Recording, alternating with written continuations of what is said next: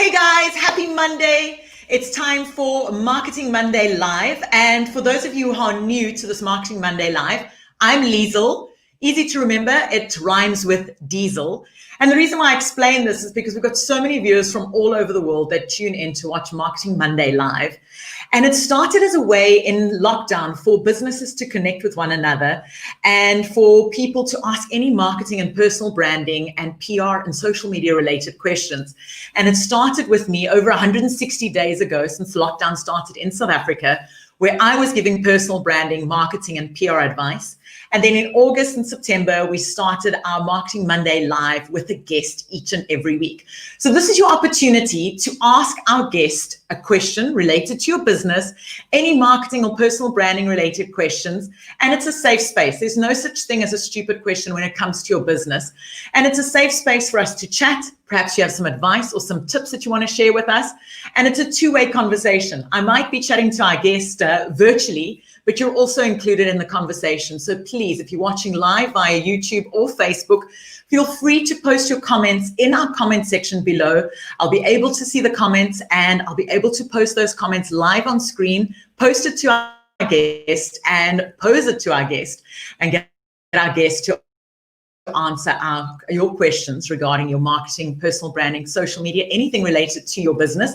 So don't be shy. I know it can be overwhelming, and I had a few people that have mailed me in the week and said, please, Liezel, we want to ask questions, but we don't want our name to be shown on screen. There is a direct message section that does pop up on my screen. So if you're a bit nervous, a bit shy, you don't want your name posted on the screen, don't worry, I won't do it. Send a direct message to me, pop up on the screen, and I'll make sure that you stay anonymous and you'll still get your question answered.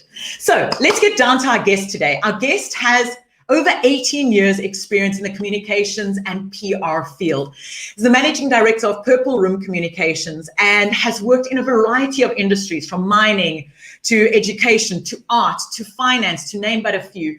So definitely someone really qualified in the PR, marketing, and social media field to answer any of your related questions. So please don't be shy.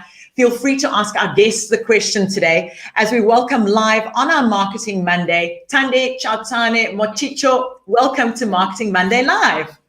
Thank you, Liezel. Thank you for the invite. So we were just commenting before live saying you're based in Joburg, I'm in Cape Town, and lockdown has really made it easy and virtually possible to have you join us live from Joburg. Yeah. I know. Hey, I was just saying to you, like, these are the benefits. You know, I keep talking to people about the pandemic, and right, or it has its ups and downs. And if it wasn't for this, we would never be able to have explored all these opportunities. Right. So I think, like, you know, there's some challenges with it, but there are some upsides. And I think it's just incredible. On your lunch break on a Monday at noon in South Africa, you're joining us to chat about PR. And it's just unbelievable that people and this can get this opportunity. So let's dive straight in. My first question to you, and then we're going to post some questions from our viewers, is have you got a small business in your community or in your area, or a female-owned business that you have really admired during lockdown? Yes. So my nail technician, right? And I'm a big supporter of small businesses. So during lockdown, she used to still come in because I'm a bit obsessed with my nails. But I saw, I was looking at her, and she's really good at what she does, but she's terrible at representing herself. And I said, you know, I could move you from charging 300 to 600 by virtually just changing a few things about yourself. We changed, I have a branding side of the team. We changed her look and feel. She started wearing, I said, buy yourself a uniform and go to your clients in a proper uniform. I want to tell you, in 160 days, she's bought herself a car. You are kidding me. This is incredible. Please give her details so we can share it so anyone in Joburg can find out. Is it a secret? Are we allowed to have her details? It's not. I will post them because I'm also trying to drive as much business for her. But from there, she's now started, instead of doing that one-on-one, she's now looking at opening boutiques. You know, that's unbelievable, and that's just one thing that you've changed. I think that's the beauty of the small things we do. That's one thing. Like I can literally just business locally. That is now someone that started off and she was just a one-man show. I'm telling you, by end of December, she would be employing other people. I think that's absolutely incredible. It's just that one thing. And it's amazing to see. I mean, I saw in Cape Town, nail technicians, young beauty therapists coming out of the industry, all starting their own business and creating this online presence. What advice do you have for especially beauty therapists when it comes to online and online presence?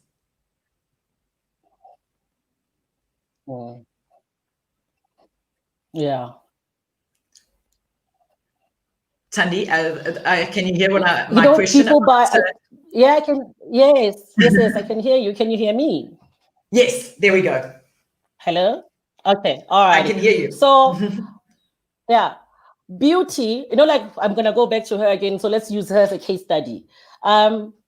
People need to be able to find you, but also need to know what they're getting themselves into. So when you're going to be online, tell me what I'm getting.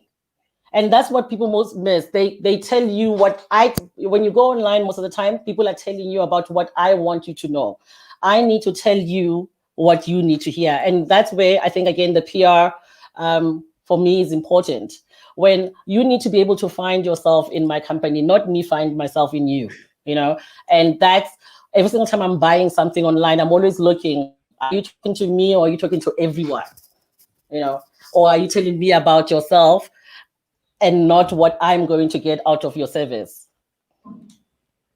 And that's so true when it comes to standing out on social media, because there's so many people who are doing beauty, so many people who are running businesses, and it's about being unique. And personal branding, does that play an important role to you as well? Very, I've built my business based on my reputation, which I sometimes take very seriously, jokes. But everybody knows me for my work. Don't know, and if you're going to work with me, you're not going to work with me from a personality necessarily, like we like each other as friends. You know what I'm going to give you. And that's what I think every project it doesn't matter if it's small or big. You must stand for one thing. Your brand is everything else, especially in PR. If people know that they can count on you, they will refer you to other people. But if you're constantly letting people down or you don't take your reputation seriously, people are going to stop talking to you. So yes, and that's in a nutshell, it is true. very important. And what is Purple Room Communications? What field do you specialize in? I know you've worked in the background of arts, mining, industry. Do you specify or have a specific field that you guys specialize in? Yeah. So as you know, there's thousands of us. And as you said, every single one, I believe that every PR agency, if you read, there's good ones, right? So we are a business to business PR agency. So we don't do any consumer products and stuff like that. We talk business to business, and that's what our differentiator is. And then we specialize in specific sectors as well. Again, almost based on my experience, right? Because sell what you know. I don't want to go in here and now start talking to you about FMCG goods. I know nothing about selling that. So our specialties are energy, mining, IT, financial services, and education. So those are our 5 key areas right now. And during lockdown, how did you find when it came to education? How did your communications and PR strategy change around the education field and the education sector that you specialize in? That's the most funniest thing. The PR didn't change. The platforms did. And this is the thing that people always like, you can't change PR, you can't change. It was the platforms that we used to communicate. People were more on social and more online. We went online. We communicated there, right? We didn't then start creating a new PR, and that's what changed. Where they challenged, I saw with my kids' school, because they are in a private school and they had more access to technology, it was easier. But I have clients who are based in rural areas that it was a challenge, right? And then we needed to now look at mobile. and talking on via SMSs, and that worked.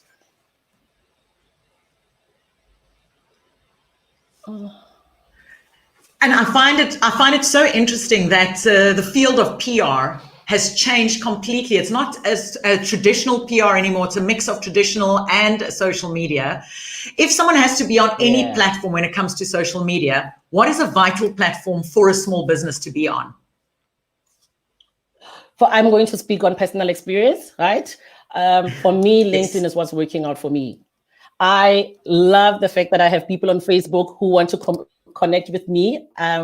Still a friendship platform, and I have enough friends.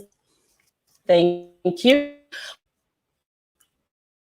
But for me to grow my business, it's LinkedIn. I'm getting more leads out of. And it's so interesting because everyone seems to be mentioning LinkedIn, and so many. I lost it for a bit. Africans are so scared to use LinkedIn because they see. One tip do you have for someone who wants to be on LinkedIn? What's the most vital tip or important thing that they should be doing to their profile? It seems like we've just hit a blank with Thandi while she just reconnects to us. Please feel free at any time to post your questions. I know you're watching live from YouTube, from Facebook today, and we're going to talk LinkedIn. We're going to talk personal branding while Thandi joins us live. There we go. We've got her back live. Yay, Thandi, sorry about that. back. I don't know what's happening here. Yay, thanks. Yay. We took a commercial break while you were gone. Awesome. Thank you. My question was, before you went to the commercial break, what tip or advice do you have for someone when it comes to joining LinkedIn or updating their profile? What should they know? Oh, that's a terrible question to ask me. You must ask your team. So first things first, the professionalism of it, right? It's like your website. You don't want people to get in there and say site under construction, right? It's the first thing that I know. It hurts me, but it still happens, But that page must be a representation of who you are. Have your logo there. Have a clear description of what you can offer and where people can find you. And be findable. Like, don't be like me, who somebody sends me a message and I respond 2-3 weeks later. I am terrible at it. But I find that if it's the first place where people go to see what you look like, make sure that that's who you want people to see. And it's, of course, the first place to see your business as well, and what, in terms of thought leader, what your business is all about. Exactly. So it's a very vital platform. And it's okay to reply 2 weeks later. Oh, you're busy.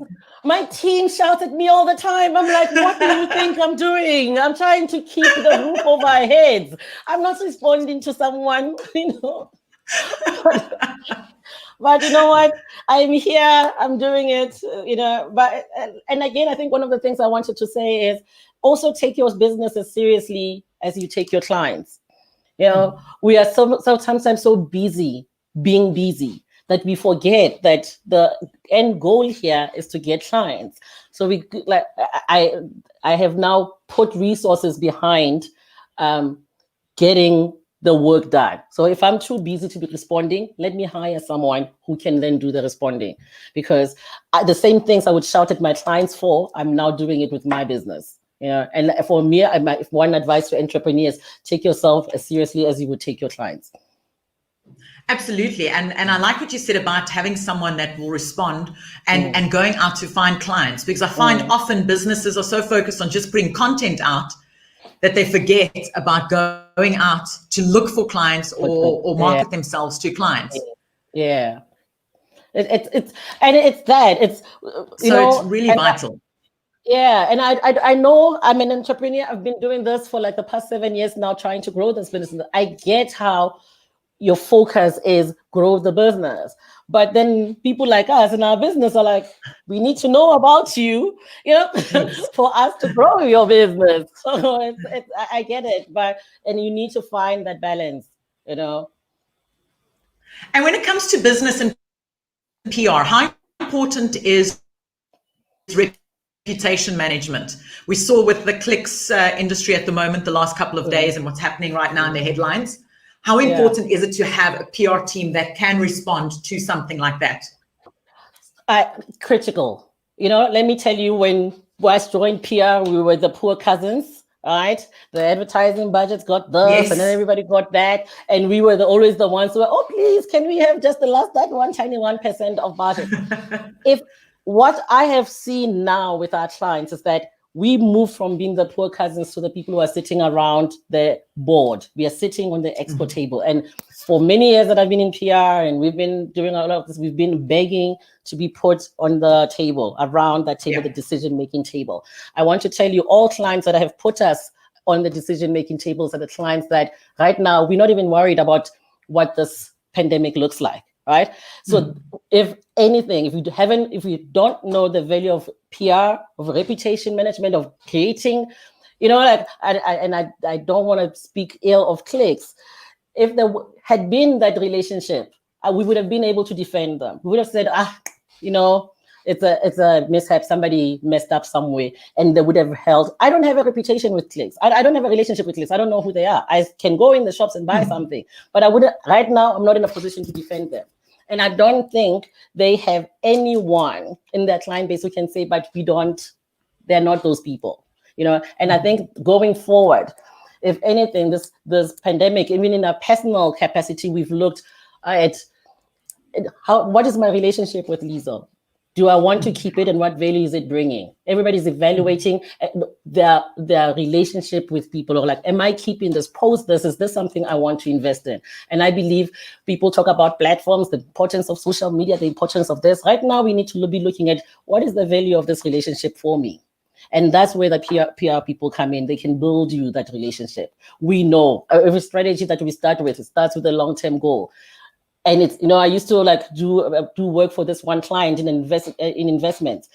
And when they started with your portfolio, it was a 20-year plan, knowing that there will be dips, there will be recessions. There was a lot of things. Life just happens. This pandemic is unfortunate, but it's one of those things. It would have, what was it? In the US, it was when the markets crashed. It was then the worst thing that could have possibly happened to us. But we came through it. This pandemic, we will come through it. Again, it is in 20 years' time, when you look at your business, will you still be around? And that's what PR does. If you start right, you have a strategy, it will see you through these crises. Because they happen. People make stupid mistakes. It happens.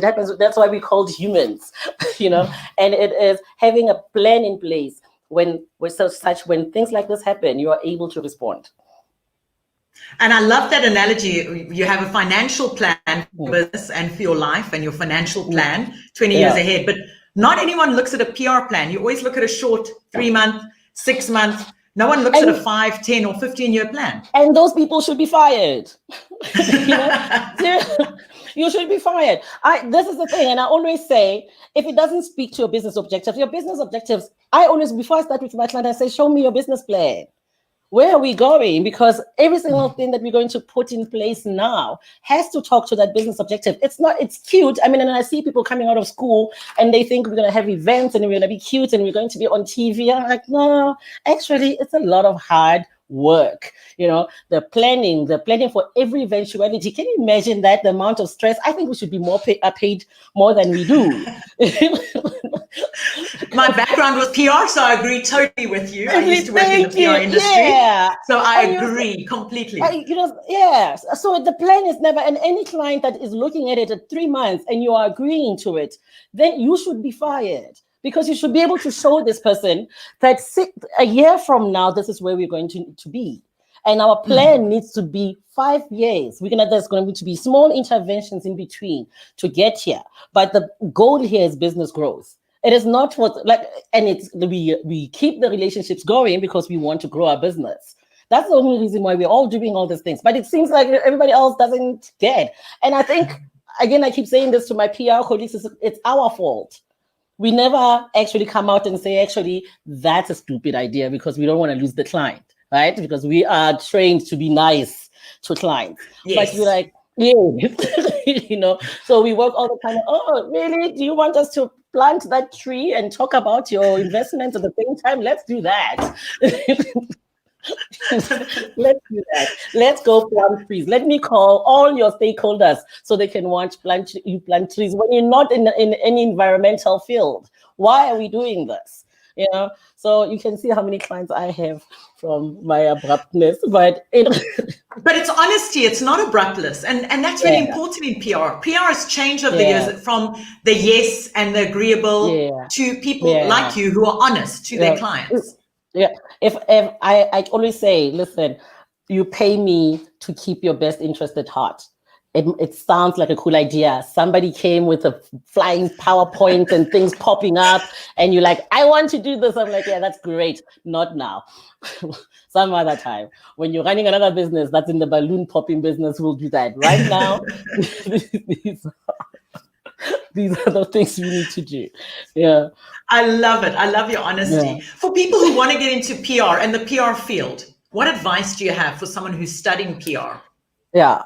You know, Liezel, there's so many. What I'm finding, and I get into trouble a lot, is that the field is not open for people who want to study. There's a lot. I did an internship program. I couldn't afford to keep it on.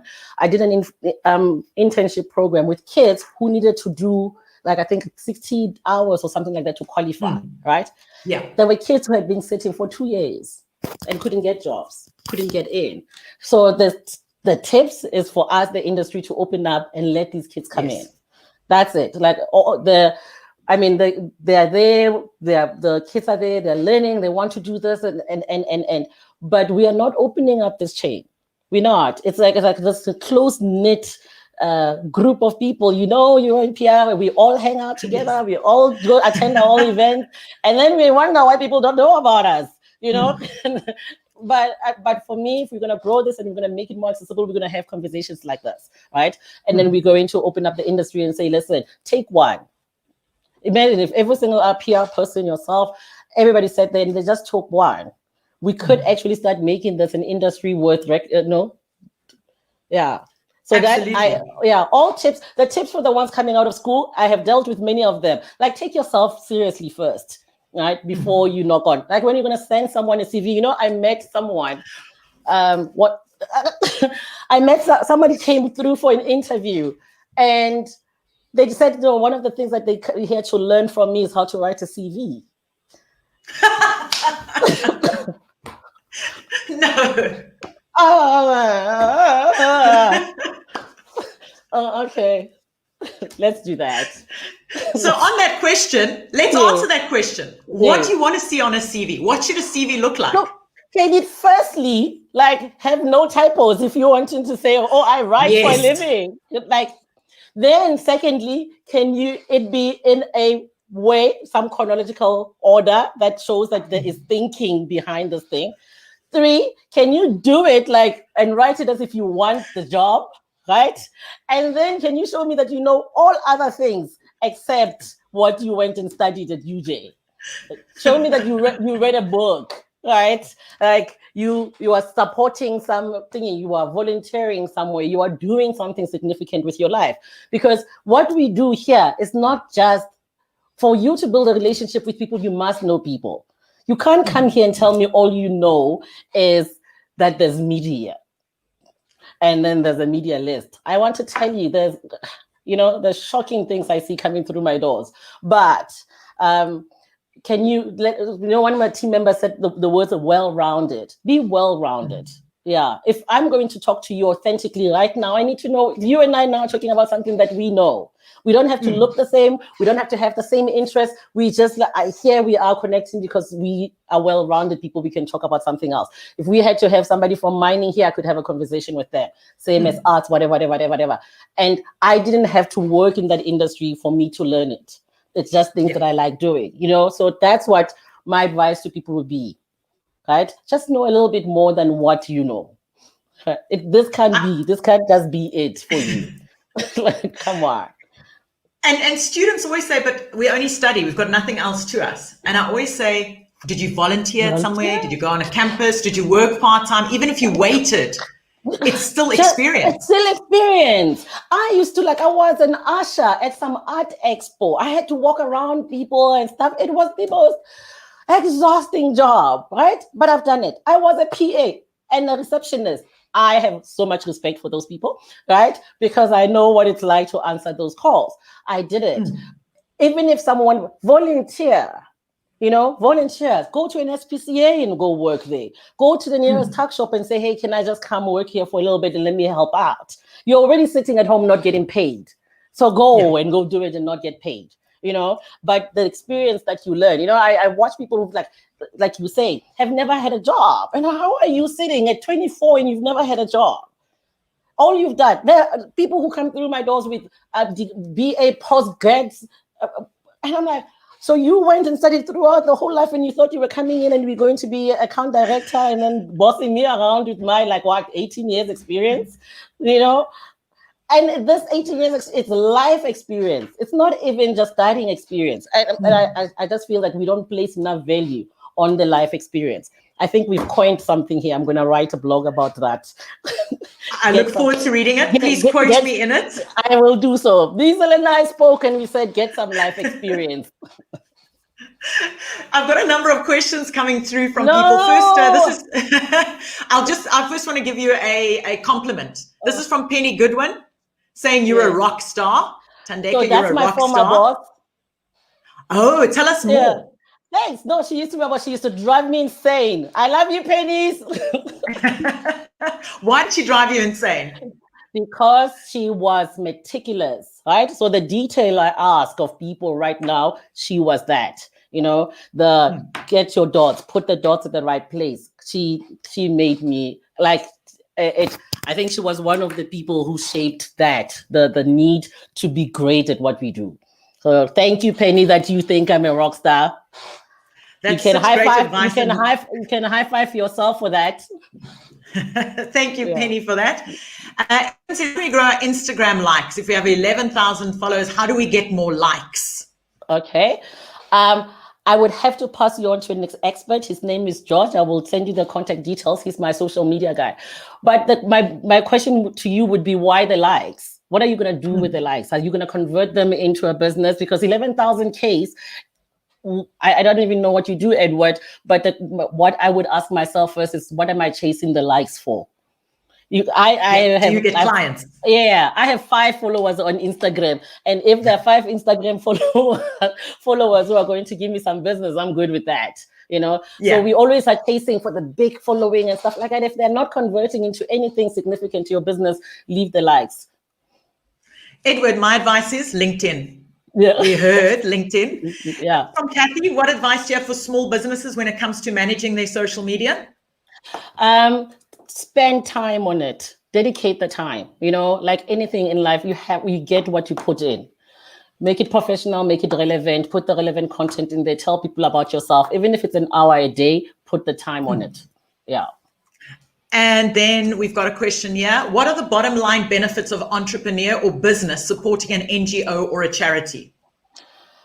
Okay, so I'm a little bit of a philanthropist at heart. I might not look like it. I think it's the feel good, right? For me, I got here by the support of many, many people and many, many businesses. And the NGOs and charities they can't raise funds the way we can. So I, for example, support as often as I can a home called 8GOMS. It's a home for abused girls, right? And I see that they need the stuff that they can't go out. So if I can do some PR for them, I do that PR. If I can go have a little event and a bride just so that we normalize the situation, we do that. It's just for me, I don't know what the bottom line benefits are, but I know what it gives me and the rest of my team to be able to give a hand to someone else. So you would need to talk to somebody else, a tax expert, because if you know, tell me what the bottom lines are. But for me, it's being able to give back and helping somebody else who could use your help. And especially being in PR, and these small organizations can't afford a PR and a marketing team. No. So to be able to give back to them, it's quite significant. Yeah. And the impact, like I always say with 8GOMS, I hate that a home like that exists. I genuinely do, but it's there right now. So whatever we can do to support, I do. That's absolutely incredible. For businesses that want to support NGOs and charities, do you advise them to look for someone in their community or look for the big names that we are seeing in the headlines? Okay. So for me, I'd look for something that resonates with you, right? There's no point going to support an SPCA if you're not into animals, because you're not going to be authentic with it. I'm a big believer in supporting girls and women, so I do that. So find something that you believe in, because then you'll put more effort into it. And the big names have big companies funding them and supporting them, and so can we leave them to other people, and then let's look for the small little corner grandma who's taking kids and keeping them in their house, and then go do that, even if it's not financial. I do. The people always say they're looking for. It looks like NGOs are looking for financial support. Sometimes they're not. It's just the hands. The support to just go in there, to go read to someone. For the nurses that are every day having to take the pens out and stuff like that, go be able to go do that. Supporting does not necessarily mean in PR, in financial, in the skill. It's just sometimes being there to say, I care and I think about you and you're doing a great job. And it's so vital to be able to do that and to give back to the communities. And I always say to people, there is someone on your street corner or within your suburb that is doing something. Just talk to your neighbors and talk to your community to hear who's doing great things. Yeah. No, I agree. Because you always think of doing something good doesn't have to be big. Just it takes one person and to another two to do it, and then three, and then it just ripples. At the end of the day, we see in a world where we're all singing Kumbaya together and we're great. Yeah. And also share it on social media. The nice thing about sharing it on social media is not just showing, look how great I am, but look, this business needs your support. I'm going to send you an article. I'm going to use this platform of yours to put that. And I said, I recommend. It's a campaign. I said, let's start a hashtag I recommend. Instead of sending me a post and telling me I'm a high five awesome, great, thanks, Penny, recommend me to someone for business. Referrals, guys, referrals. I was approached by this one network, and they are a small business network, and every week they meet and they ask each other, how many people did you refer in the network? Imagine if we were that conscious, especially for us entrepreneurs, and we said, we are going to consciously every single day, every week, I'm going to refer Liezel, I'm going to refer Penny, I'm going to refer this one person, right? That use this person. Instead of saying, oh, I'm awesome and liking my post, tell someone that believes you that I'm great at this thing to work with me. But now, don't you find that us as South Africans are very scared to ask for referrals? I'm scared of asking my clients for referrals. Why are we so scared? I don't know. I don't know. And I speak like this. Also, to get on the show, I was dragged here. Right? Thank you to your team. I know. I was dragged. I'm like, what the hell am I going to talk about? And then I don't know anything. And right? But I get that. I get somehow we are taught, I don't know, we taught it to be nice and demure, and I don't know why. And we need to change that, because there's really nothing wrong with saying, hey, I did a great job for you. Can you recommend me for something? So I think the challenge then to everyone listening, right, is let's ask for a referral. We're going to post on your Facebook how many people I asked for a referral and I recommended someone. I think that's a fantastic thing. And I say that to everyone who's watching now. On our Facebooks, on the comments below, please refer a business. This is what the Marketing Monday Live is all about. Refer a business, recommend, and ask. Don't be shy to ask for a referral or a recommendation. Yeah. Let's do it. I'm nervous to do it, but I'm going to do it with you, Thandi. Okay, I'm going to start. I'm going to put it on your face and say, I am great at PR. Please refer me. I've built. And you're great you're great in a variety of segments. There we go. Thank you very much. Thandi, I really appreciate your time today. I'm glad you were dragged in so we could have this conversation. Yeah. And now it's all about referrals. So I look forward to chatting to you again and hearing how many people referred you and how many referrals you had. I've made. And we'll share the NGO you spoke about on our platform here as well. So if anyone wants to refer. Thandi, thank you for your time. Liezel, thank you for the invite. It was lovely talking to you. Take care. Cheers. So that was Thandi joining us from Purple Room Communications, the managing director, giving her time to you. You got a chance to ask her questions. And now the message out there to each and every one of you. You saw what Thandi said. Refer. Don't be scared to ask for referrals. Don't be scared to refer business or clients that you've worked with to other people. Let's post that challenge. As Thandi says, I recommend. And I'll join you again next Monday at noon for Marketing Monday Live. Take care and don't forget to refer and ask for referrals.